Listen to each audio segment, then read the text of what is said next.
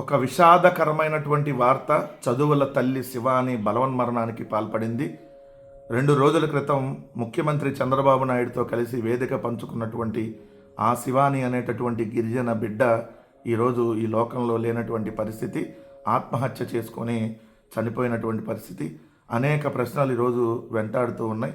ఎందుకు ఆ అమ్మాయి ఆత్మహత్య చేసుకోవాల్సి వచ్చింది, కారణాలు ఏంటనే దాని మీద ప్రభుత్వం ఎంక్వైరీ చేస్తున్నటువంటి పరిస్థితి. నిజంగా కూడా తల్లిదండ్రులు సరిగ్గా లేకపోతే, అంటే వాళ్ళు కలిసి ఉండకపోతే, వాళ్ళ మధ్య గొడవలు జరుగుతూ ఉంటే అవి పిల్లల మీద పడతాయంటానికి ఈ శివానీది కూడా ఒక ఉదంతం.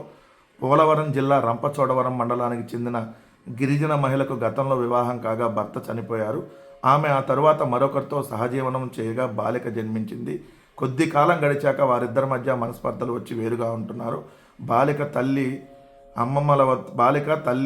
అమ్మమ్మల వద్ద ఉంటూ చదువుకుంటుంది. చక్కగా రాణిస్తూ పాఠశాలలో ఎప్పుడు ఉత్సాహంగా ఉండేది. మరో గ్రామంలో ఉంటున్న తండ్రి వద్దకు తరచూ వెళ్ళి వస్తుండేది. ఆదివారం తన పుట్టినరోజు వేడుకలను తండ్రి వద్ద చేసుకుంది. అక్కడి నుంచి తిరిగి వచ్చాక సోమవారం ఉదయం ఇంట్లో ఎవరూ లేని సమయంలో పైకప్పునకు ఉరేసుకొని విగతజీవిగా కనిపించింది. తమతో పాటు రోజు బడికి వచ్చి ఆటపాటల్లో ఉత్సాహంగా ఉండేటటువంటి విద్యార్థిని విగతజీవిగా చూసి స్నేహితులు గుండెలవిసేలా రోధించారు. ఆత్మహత్యకు ముందు బాలిక రాసిన లేఖను ఆమె ఫోన్తో పాటు తండ్రి ఫోన్ను పోలీసులు స్వాధీనం చేసుకున్నారు. బాలిక మృతికి కారణాలపై దర్యాప్తు చేస్తున్నామని చెప్పి సిఐ నాగేంద్ర ప్రసాద్ చెప్పారు. ఆత్మహత్యకు ముందు బాలిక రాసిన లేఖ అందరినీ ఆవేదనకు గురి చేసింది. అమ్మ, చాలా సారీ, నా కోసం చాలా మీరు కష్టపడ్డావు. డాడీ, నీ కళలను నెరవేర్చలేకపోతున్నా, నా కళను కూడా పూర్తి చేయలేకపోతున్నా.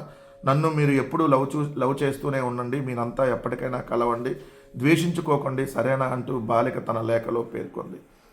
అంటే తల్లిదండ్రులను కలిసి ఉండమని చెప్పి, ఎప్పుడూ గొడవలు పడొద్దని చెప్పి ఒక పాప ఈరోజు సూసైడ్ నోట్ రాసి 10వ తరగతి చదువుతున్నటువంటి ఇదే మంచి చదువుల తల్లి ఈరోజు బలవన్మరణానికి పాల్పడటం.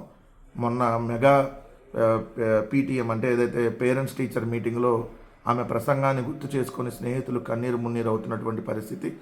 సో విద్యార్థిని ఆత్మహత్య ఆందోళన కలిగించినటువంటి అంశం అందరినీ కూడా మొన్నే చంద్రబాబు నాయుడు గారితో పాటు డయాస్ పంచుకొని శుక్రవారం రంపచోడవరం పర్యటనలో ఏదైతే సీఎం చంద్రబాబుతో శివాని, సో అమ్మాయి ఈరోజు చనిపోయినటువంటి పరిస్థితి నిజంగా చాలా బాధాకరమైనటువంటి సంఘటన.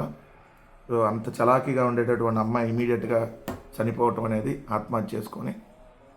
నిజంగా ఇక్కడైతే ఒక విషయాన్ని నేను ఎక్కడ రాజకీయాలు మాట్లాడదలుచుకోలే, కానీ నిజంగా ఇలాంటిదే జగన్మోహన్ రెడ్డి గారి హయాంలో జగన్మోహన్ రెడ్డి గారితో కానీ డయాస్ పంచుకున్న తర్వాత ఇలాంటి సంఘటన జరిగితే జగన్మోహన్ రెడ్డి గారికి కూడా ఆపాదించేవాళ్ళు ఇప్పుడున్నటువంటి నీచమైనటువంటి తెలుగుదేశం, జనసేన లాంటి వాళ్ళు. మేమైతే ఆపాదించట్లా, ఎందుకంటే మేము కడుపుకి అన్నం తింటున్నాం కాబట్టి వాళ్ళు తినరు. సో ఆ అమ్మాయి చనిపోయింది, కనీసం ఆ కుటుంబానికన్నా ఈ ప్రభుత్వం ధైర్యంగా చెప్పి ఆ కుటుంబాన్ని కూడా ఆదుకోవాల్సినటువంటి అవసరం ఉంది. ఇలాంటి పాపలు మరికొందరికి జరగకుండా ఏదైతే తల్లిదండ్రులు కూడా బాధ్యత తీసుకోవాలి. మీరు పడేటటువంటి గొడవలు ఈరోజు ఏదైతే భవిష్యత్తు ఈ రాష్ట్రానికి ఒక భవిష్యత్తుగా ఉండేటటువంటి ఒక విద్యార్థిని సూసైడ్ చేసుకొని చనిపోవాల్సినటువంటి పరిస్థితి. దీని మీద పూర్తిస్థాయి ఎంక్వైరీ జరగాలని కూడా ఏదైతే వైఎస్ఆర్ కాంగ్రెస్ పార్టీ కోరుతా ఉంది.